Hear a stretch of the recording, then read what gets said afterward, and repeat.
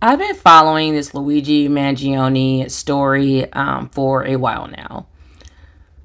He is, so if you all don't know who Luigi Magione is, he's someone who killed a United Healthcare CEO executive, Brian Thompson. And this is alleged because he has not been, found guilty yet, but he's has been arrested, has been charged, is in prison as of now, or in jail, one of the two, in Pennsylvania, because that's where he fled after shooting Brian Thompson down in New York. And there's so much irony in this story. Me watching this as a black woman is not even funny. Just like everything in America, because we all know that America is basically like you're getting two different Americas. And it's kind of interesting watching how it's now kind of splitting into the three different Americas. But the interesting thing is, it's always been kind of like three different Americas for people in America. But I feel like it was a lot more subtle, kind of like how racism used to be subtle. And so now the classism that's happening right now in America is not so subtle anymore. So I'll explain, I'll get more into detail because I know it's probably like, what is she talking about? So Luigi Mangione and his family are considered Baltimore royalty. They are very wealthy. And the ironic thing about that is that they're very wealthy based on the health industry. And so, which I think is interesting because he literally is shooting down a guy who is in the health industry because he's basically saying he didn't. I guess he's saying that this is all alleged, but his manifesto that they're claiming is his manifesto that was in his book bag. They're saying that he's saying that I guess he was injured. He had a back like some kind of a back pain or back injury that he had to grow up with, and pretty much it was never really ever resolved, and it was essentially all of this is happening because he's not able to have sex with women. So that's one thing, and y'all know I'm gonna tell it to you straight. So that's really what it's all around, is because that's all people are talking about. Oh, he can't be intimate with women. It makes him difficult to have sex with women. I personally feel like some of the things he was doing exacerbated his already chronic issue that he had. It had to get like screws actually put in his back. And I can only imagine being that young and not being in great health can be debilitating. Is essentially a disability, because I was in the military in my early 20s, so I can't imagine, having this condition that he has where he probably couldn't go in the military, can't really do a lot of things, so he essentially is disabled, which of course is an issue for millions of people in America who have disabilities, including even my children having speech delay, and so a lot of people suffer from having different disabilities that they're having to live with. And the healthcare system, as we know, is awful. I have my own disability with mental illness as a veteran, so like a lot of like hundreds of thousands and millions of other veterans have like PTSD and different mental illnesses, different disabilities. So I'm saying this to explain that, the healthcare industry we already know sucks. It does not, definitely America does not address mental health and on any real scale. So I always thought it was ironic that when people go through things and they shoot up a school or they go shoot a CEO out of just sheer frustration, it's obvious almost always that there's some mental illness going on there, because a typical normal healthy person is not usually going to go shoot up an elementary school, shoot up their school, go kill a CEO. Like most normal healthy people, healthy minded people are not going to do those things. We are going to be very angry. We are going to protest, quote unquote, peacefully, which is pretty dumb. But we'll do that because I'm like, how do you protest peacefully? Protesting is literally me being angry. Why should I be peaceful about this?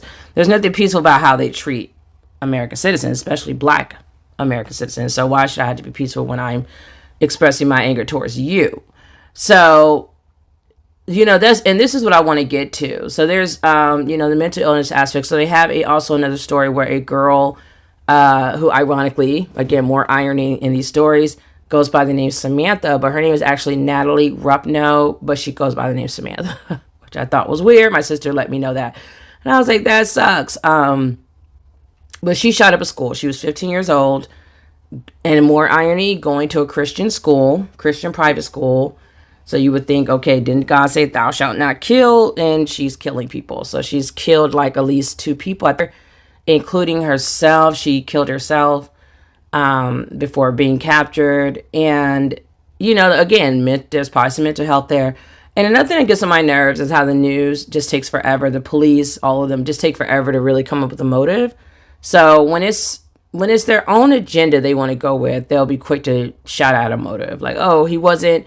I remember the one time where a white guy killed like it was like some mass shooting of like a lot of Chinese Asian women at one of those massage parlors. And they were just like, oh, it's not this. Like they were just so quick to try to like defend him because he's a white guy who lost his marbles and lost his damn mind. And it's like when they feel like they want to protect, they're like, oh, we don't really know the motive. But anyone watching can tell it's like if you're the cop and you're all up in their stuff, because I'm pretty sure you're investigating this, that's your job, you should know what the motive is. It's really not that hard to find a motive somewhere. Like, oh, if you talk to people, you investigate people, you see a diary, whatever, it's not that hard to say, okay, she just broke up with her boyfriend, or this happened or that happened, you know. So, and she was new to that school on top of that. So I'm like, that's kind of strange. Like, what could possibly have happened with her just starting that school that she's already like gunning down people? That's insane to me.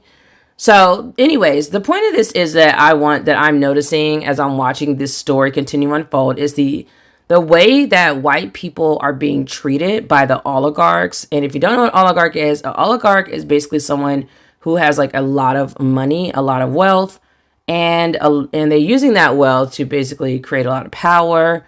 Pretty much the oligarchs, as you see, Elon Musk with Donald Trump.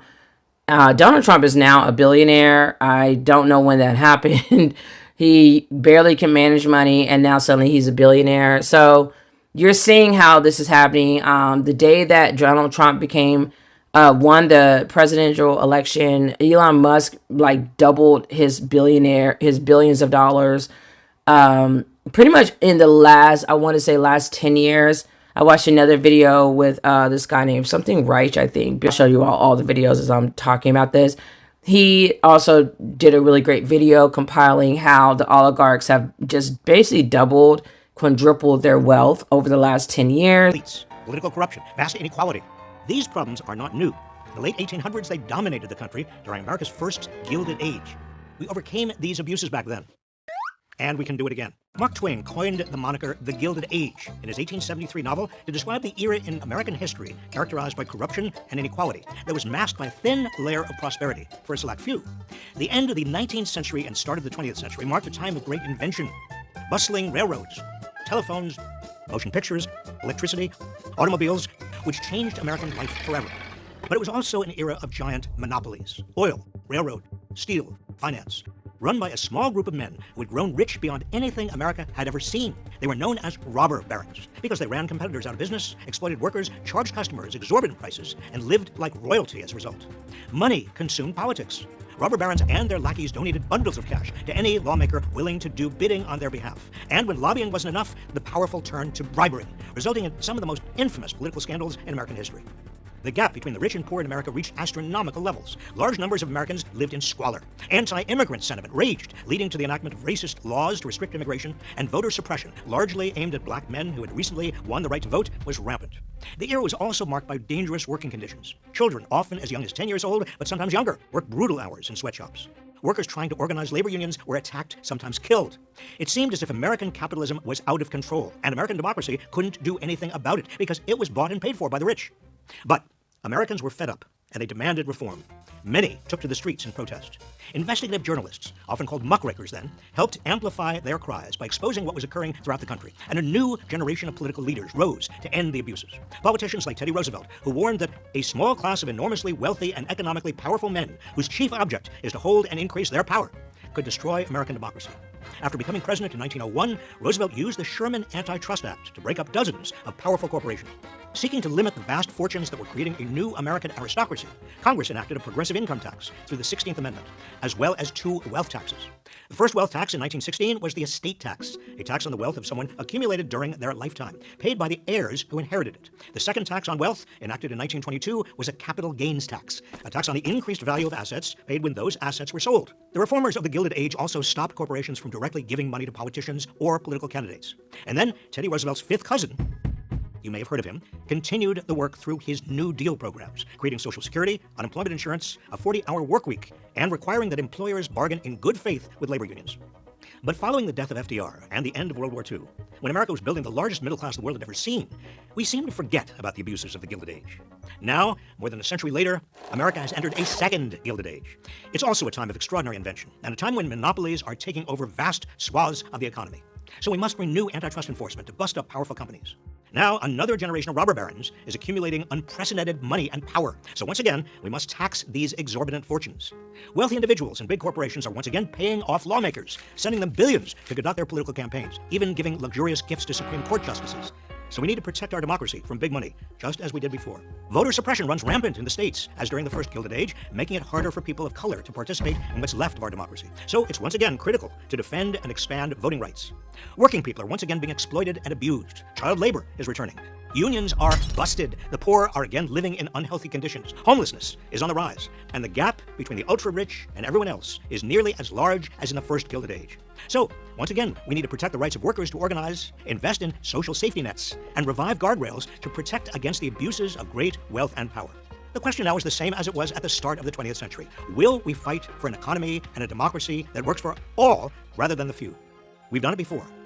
We can and must do it again.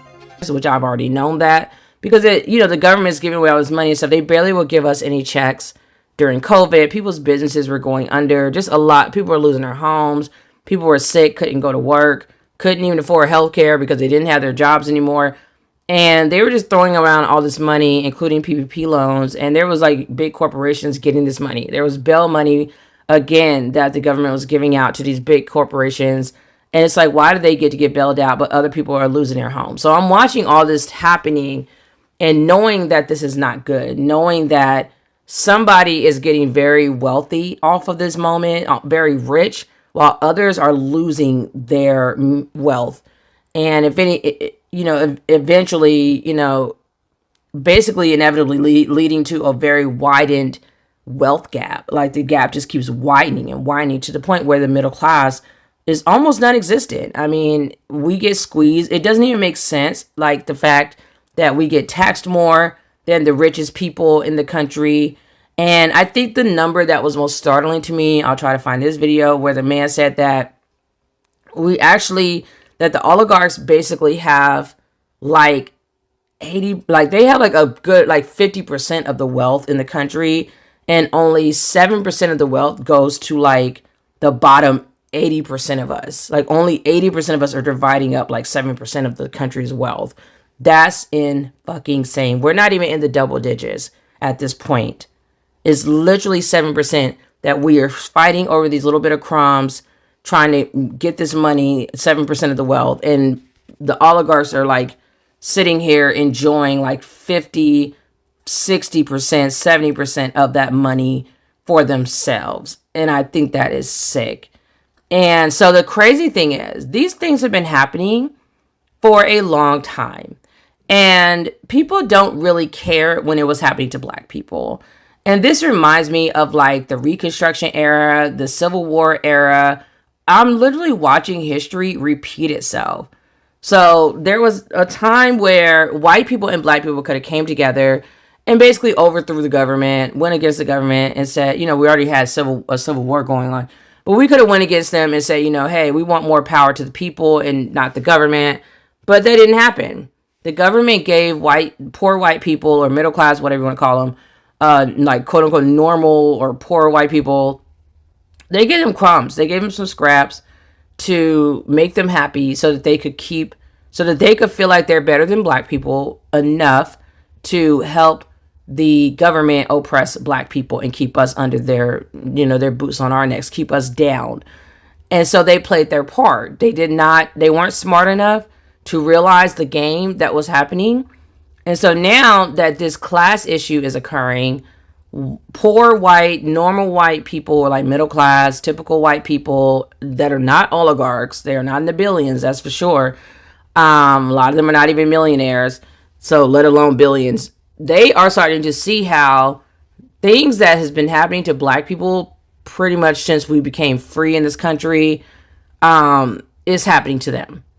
So this video that I have here in the background where it says breaking, Luigi Magione charges terrorists, NYPD slams quote unquote appalling praise of Magione. White people are starting to see what black people have always dealt with. And I think it's interesting because in this video, they're discussing some things, but they never really bring up stuff that we as black people have dealt with, like since the 60s. So like, for instance, the 60s was awful. Like so we had the civil rights movement. They basically gunned down like Fred Thompson's home. This continues even with, them bombing Tulsa, Oklahoma, but they gunned down Fred Thompson's home. They threw all of our activists into prison and for life, and called it, their political, terrorists. They were calling them something where they could make the charges bigger and longer. When all these people were doing was protesting, being oppressed, dealing with racism. But then when you had the January 6th happen, I was really disgusted. I wouldn't say I was shocked because these people are white. The entire thing was completely like Civil War all over again. So they locked them up, but it's like for 2 years or something. And I'm like, how do you get less time when you try to overthrow the government than people who are trying to literally fight for their rights? Like their right to live, their right to be here in this country and be treated as an full American citizen, especially when you built the country. How do you justify that? And as an Army veteran, I need to understand that. And all I fucking saw was Civil War all over again, where the white people basically waged war against their own government. Then they fled off to Canada once they lost. The Confederate soldiers lost. They ran off to Canada. But then the drunk Andrew president came and they assassinated Abraham Lincoln so he wouldn't give reparations to black people. And then they came back. So the white people were coaxed to come back to America. They come back. And then they were given their land back. Black people who received their land righteously so, got their land, they now lost it and was now becoming, doing, what the hell is it called? Where you're like on your own land, working the land. Like they were working the land. It's like leasing the farming, the land to farm on it.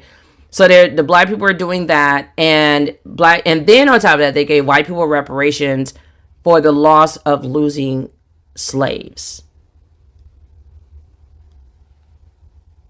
Yeah, that happened, and we're just going to ignore all of that. So no one ever had a problem with that.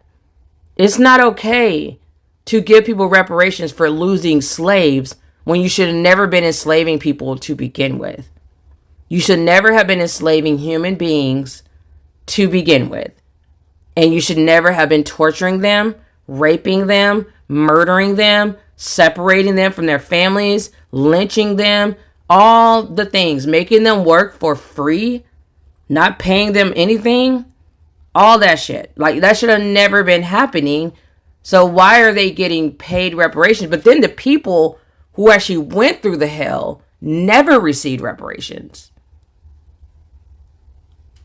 So you have 9/11 victims getting reparations. Anyone that goes through any travesty in America gets reparations. They get reparations. But African Americans who endured centuries of abuse and murder, and we still deal with the racism at the worst, like, where the fuck is our check at? Is nowhere. Where is it? And you got white people perfectly okay with, get over it, I didn't enslave you, blah, blah, blah, blah, blah, right? So they're all chilling. They don't care. They don't care that Fred Thompson was gunned down with his pregnant girlfriend and all their kids in the apartment. They don't care that the people who were trying to have freedom of speech, which I know has been a fucking illusion for black people for like forever. We've never been allowed to speak out against our own oppression. We've always been punished for it. So that means there is no such thing as freedom of speech. You're censoring me. You're silencing me. How is it freedom of speech if every time I try to protest, even if it's peaceful, I am punished somehow? It's retaliation. I'm thrown in jail. I'm fired from my job. So on and so forth. And so now, whatever is happening, we're in the fuck around to find out season. This is the time where the truth comes to light. And the thing is, even if this gets resolved because white people cry enough about it, I still don't feel like black people are going to be fully restored again, because we never are. But so when you watch this video and they're talking about stuff that's happening with Luigi Magione, and they're like, we see this as a slippery slope. They're going to start doing this to white people, calling us terrorists when we try to speak out against, our oppression and the tyranny that's happening to us or whatever at the hands of the oligarchs and the government. They're going to throw us in jail too, blah, blah, blah, blah, blah. Yeah, welcome to Black America. Welcome to Black America. We have been systematically silenced. Every time we try to speak out, we just get shut down in different ways. And there was a time where they even tried to make BLM a terrorist group. They tried to make, it was like another black organization. Like pretty much whenever we try to organize to fight against being treated like shit, we are always put on some FBI list. It's like, oh, you're a terrorist. When I see black people, if they say something, speak out online, they are arrested, they get in trouble. But I see white people just saying the worst of the worst things about black people and never any punishment. And they think we don't notice this. And of course, because we don't have any money, because we never receive reparations, nothing ever happens. And so the rich black people who have the money, they don't do shit. They just sit there counting their money. They're sitting there, they feel safe and removed from it all until it affects them. Then they're now speaking out, and now they suddenly care about racism. If they really cared about racism, they'd be fighting against racism like Edward Bloom is fighting for white tea people and Jews or whatever. Edward Bloom is doing the most damage. He's the one person by himself with his white ass bringing down affirmative action. He went after a black owned small business that was helping other black and minorities. We know we have to always include all these random people when they don't include us in anything. It was black and brown, whatever, financial business that was giving like loans to help, women, minorities, whatever, give out, help us with create businesses and start businesses. He went after that. So all the money that is given to white people through banks, they get approved for loans that we would never, ever get approved for, whether it's their homes, for their businesses, whatever. They're just throwing money at the white folks. We create one company to try to help each other, and it's being attacked by this Edward Bloom dude. And he has, I don't know how much he's worth. I'm sure his white ass has some money. I'm sure he's gotten his reparations. But also, there's a defense fund where white people have put money together because that's what they know how to do, which black people struggle to do. Because we have our own rich people, but we don't have a fund like that. We don't have a fund anywhere that helps to fight against racism. Because money, it talks. Money is money, and that's all that matters in this stupid ass country is money. That's all that matters. Money is power. Money is everything. So you're looking at black celebrities that we may help make rich. They ain't thinking about us. They're not creating any kind of nothing to put together, nothing to have a fund where we can even put in our little couple of dollars, do whatever we got to do to get us out of all this racism. They don't do that. They open up some dumbass school that is like a charter or something that's really, still ran by the government or whatever. The shit they do is never really even theirs. They're never even really in control of it. And the longer people take to take these things seriously and to fight for their rights and to care about other people and their rights, the worse it's going to get for everyone. Like, the worse it gets. We are not an island. We're all connected. So if black people are being affected a certain way, and they're being able to call us terrorists, the FBI, the police, whoever can call us terrorists to justify their bullshit when they throw us in jail or they kill us or, imprison us for life for just protesting, do you think it's never going to come back on you? And see, that's the selfishness of it all. I'm literally looking at this person putting the United Slaves of APAC. So now you're seeing white people being really salty because they're realizing they're treating us like a black person. It was okay when black people were being mistreated like this for centuries. But now white people who are protecting oligarchs is coming on you too. And I've seen like a few white people come out every blue moon saying like, this is a class issue. This is not a black issue. And they want us to be together. We're not doing that. We're not doing that. I will never see myself aligning with a white person until my people have reparations for what happened to us. I will never. I will fucking never. Because the shit's not balanced. It's never been corrected. No one's ever been held accountable. No one's ever paid a price for what they did to my ancestors. I still don't know where my ancestors are even buried. But you want me to come together because now you're feeling the heat? Absolutely not. You fight on your own and good luck. Because now these rich people have gotten so fucking powerful and they don't care that you are white. If you're getting in the way of their money and they're greedy as fuck, if you're getting in the way of them making more money, or like, because right now people are trying to say we need universal health care, which is like, duh. We're like the last country, the last developed country, and we're supposed to be the leader in the world. We're supposed to be the first world country, like the first of everything. We're the last to have a woman president. We're the last to have universal health care. And I've lived in Europe, so I know what it's like to live in other countries, and it's so much better. The healthcare was better.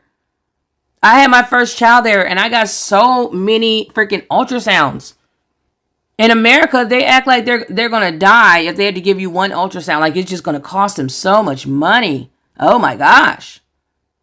So your child can have 5 arms. You wouldn't know it until it's too late because they're taking forever to give you an ultrasound. You don't get the first one until you're like 5 months pregnant. In Europe, I couldn't get enough of them. It was normal to be there for a week having a vaginal delivery. They don't kick you out the second day. Oh, we need the bed back. Goodbye. No, we were actually there for 2 weeks because some medical whatever was going on with my child, allegedly. That's a whole other story. So they kept us there for 2 weeks. But you don't get kicked out right away because you're vaginal and you can walk a little bit. So now, goodbye. Good luck. They kicked me out of the hospital with my twins here in America. I couldn't even walk without a walker. How they give me a brand new walker with 2 newborns? They injured me. I'm leaving and I literally cannot even walk. How am I going to take care of a newborn times 2? And I can't even walk. By the grace of God, I was able to walk by the time I got home because the whole week I could not even walk. I couldn't stand. And to this day, I still have that injury. Like, it's still painful. It comes and goes. It's still moments where if I sit a certain way for too long, that pain is there. And I struggle with it. And my twins are now 6 years old. So that's 6 years later. I'm still struggling with this at 42. Where am I going to be at 50 and 60? Do you think they care? No, they haven't given reparations. They haven't compensated me at all for this injury. And of course, because I don't have money, who am I going to go hire to fight against this? To fight the hospitals, the doctors, the healthcare industry. Who am I going to hire? I don't have any money. So money is everything. And now that they are now trying to call Luigi Magione a terrorist, white people are starting to affect white people now too. And they're trying to bring up black people's, plight to help them out. Don't bring us up. You didn't care when it was happening to us. Don't care now because you don't care. All you all ever do is bring us up to help you win whatever you're trying to win, and then you forget about us again. This shit will continue forever because white people have an eternal hatred for black people. I don't know where it comes from. I don't know if it's a survival thing. I don't know. I don't care. It's an eternal hatred, and they never forget it, but we get comfortable and we forget it. We rest way too much. We're dancing way too much. We don't continue to fight constantly until we get what is owed to us. These people fight even when they have it all. Like Edward Bloom is a Jewish guy. I'm pretty sure his family got reparations. He's gotten reparations. He's still fighting. He's still fighting against black people. He doesn't care that he can live a comfortable life. He's using his money to furtherly destroy us until we're wiped off the face of the planet. We don't have anything and we're not fighting. We have no power. We have nothing and we're not fighting.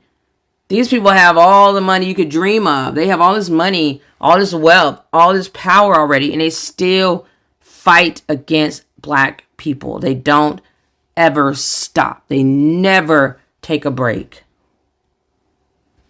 And so this is interesting to watch this play out. I cannot keep watching without seeing the parallels between how black people have been treated all this time whenever we try to protest about our own oppression and how now white people are being treated.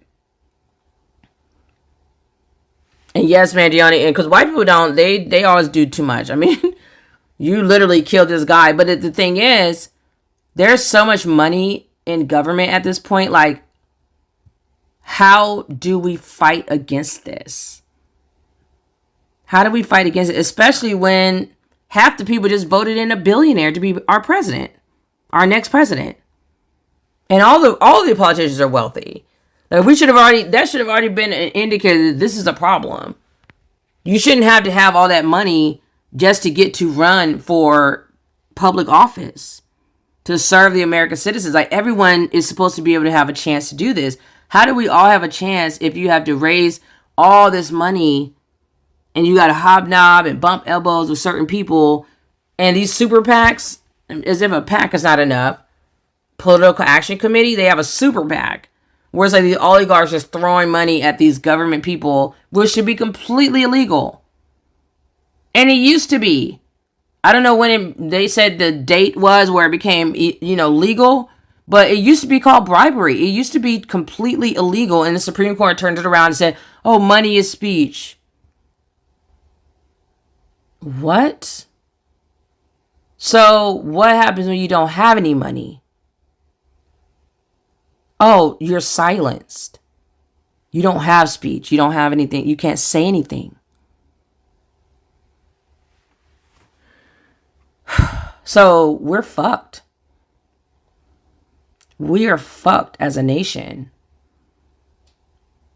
I have no clue how Americans, especially African Americans, I have no clue how we're going to get out of this mess. People have so much money and they don't have any kind of a conscience. They do not care about you.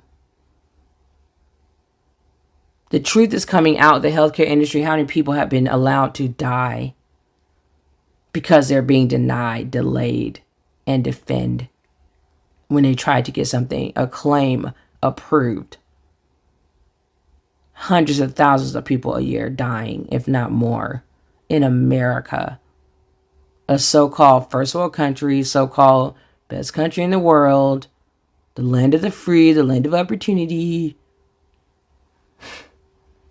You can't even get health care when you need it. That's barbaric at best. What's civilized about that? Denying people what they need to stay alive, to live. People literally dying because they don't have health insurance to go get health care. And they know it's going to cost an arm and a leg out of pocket if they go. Like, that's primitive. as fuck. Like, that's so prehistoric. That's ridiculous. And then the fact that you have like one guy at the top with all this money is criminal. And everybody knows there's no way anybody gets that rich in America without breaking a lot of laws. But he has money, so he doesn't have to go to prison. He has money, so he's bought up all the politicians. So all the laws benefit him. So when poor white people tell me, oh, you need to follow the laws, fuck your laws. Because I always tell them, slavery used to be legal. Remember that? And you're perfectly okay with that until that happens to you. Then it's not so fun, is it? But that's what's going to happen. The New World Order, only certain people are going to get to make it. And we're handing this New World Order to the rich on a silver platter because poor whites still need to feel like they're better than black people. They are still so inhumane that these racist people have to feel like they are better than black people. So they'd rather have a trailer in a trailer park than to fight so that everyone is treated the same and everyone gets what they deserve to have and everyone is treated humanely. I had a white guy tell me, I was buying paper from him, like printing paper. We were in a parking lot and I met him, it was on Facebook, whatever, Marketplace. And I'm getting paper. It was a great price. So I had him telling me that because we got into, we were just talking. And he was saying that he's like, I don't want my taxpayers paying for anybody's healthcare coverage. He looked like he is on somebody's Medicaid or Medicare. Medicare is for the older people and Medicaid is for, younger people who can't afford, their income's lower, whatever. He looks like he was on Medicare. So I'm like, I'm pretty sure you're probably, even if you're paying for something, you're definitely probably getting welfare. You're probably getting some benefits.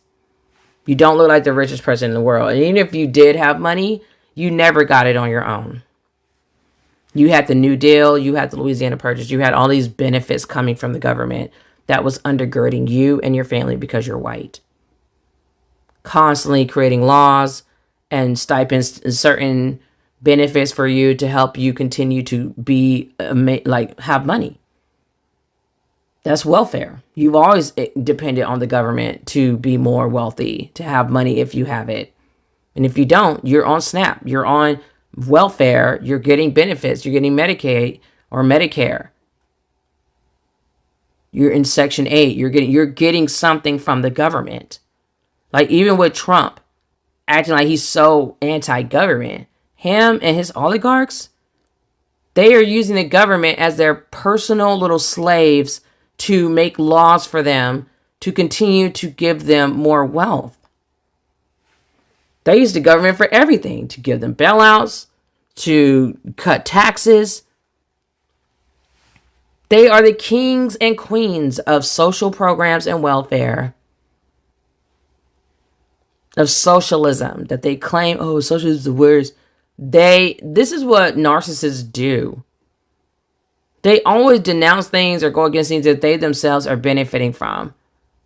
They always say the opposite of what they are really doing. So they'll say, oh, socialism is so bad, but they're behind closed doors throwing money at politicians so they can have socialism benefiting them. And the thing that's disgusting is Americans keep eating it, hook, line, and sinker. We just keep eating it up. And we only have two parties to vote for at this point. Like, there's so many things wrong with this country. It's not even funny. And people, you got black men who hate black women. You got white people who hate black people. Like, people are so busy at each other's throats, they can't even see what the real problem is. The hatred at the lower level, and they're keeping us hating each other so much that we keep doing their job for them. They don't have to work too hard to keep us oppressed because we do a good enough job ourselves by constantly fighting about the most stupid thing, just a hatred that's completely nonsensical. Makes no sense whatsoever. Like, why in the fuck would a black man hate a black woman? Like, what the fuck has ever happened to you?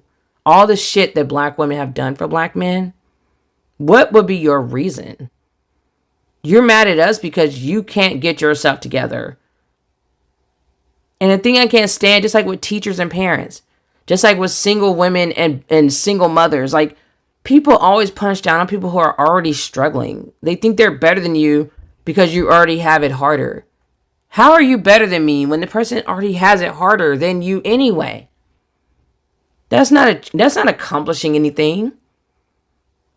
Do you feel great? Like you feel like you're better than someone who already has an extra, challenge that they have to live with? Like, say like a white person is like, oh, I'm better than black people because I'm white. We have an entire system helping you to be quote unquote better than us. We have an entire system oppressing us. Our own government stays oppressing us. So what accomplishment are you really doing? How do you feel accomplished? You ain't do shit on your own. You have the entire government behind you helping you fucking oppress us. You're not accomplished. You're not beating us out with your own strength, with your own intelligence, with your own success, your hard work that they claim they do. It's fake. You know how many times I've heard white people about, oh, I got this because of hard work. No, you got this because of socialism, because of white supremacy. You have your 1,000 acres of land because of white supremacy, because of racism, because of socialism, because of the government. That's why you have it. There was no hard work on your part anywhere at all. Unless hard work and racism is something, like it's hard to be racist. I don't know. Otherwise, as far as you actually lifting a finger and working to the bone, like the people that did that are my people. Black people have worked to the bone to do things and still see nothing coming from it. Receiving scraps, if that. Being set back 100 years over and over and over. With Black Wall Street and all the other communities like that one. Having our land constantly taken from us. Having us losing jobs because of racism. So you're losing income from that. Never paying us reparations. That was a big one. That's a big one. Just trying to constantly do things to ensure we never catch up. So the reality is, there's a lot of things happening right now in this country that I could care less about. Because of how people have treated me and people like me. Whether you are a black woman or you're black or you're a black single mother. There's just certain stories that are out right now that I don't care about. That I look at and I'm like, you're getting what you deserve. It's your karma for how you treated me and my family and people who look like me or people in my group, depending on what the story is. What did Tariq Nasheed say, who I can't stand either? Hold your own nuts. That's where we are. Black women this year are resting. We're done. I'm done. I haven't marched for anyone and I don't know how long. The last person I marched for, I'm proud to say, was Sandra Bland. But I am so done. I've been pouring my energy into my children, teaching them things because the system is just at their throats and they don't even know it. They are completely oblivious. Their little brains are not fully developed. They have no clue what is in store for them. And so that's what I throw my energy behind, are my children. And I just watch what's going on. And I'm like, how are we going to get out of this mess? How are we going to get out of this mess that we've dug for ourselves? And I don't have time to play this video. If you all get a chance to watch it, I'll try to play some parts. But this is, again, as usual, gone longer than I would like. So I don't have time to, I don't think I'm going to be able to play the video, but I'll try. Thanks for watching, everyone. Make sure to like, share, and subscribe if you like the content, if you learned anything. And thank you to all my new subscribers and my day ones. I really appreciate you. And I will see you all in the next video. Bye.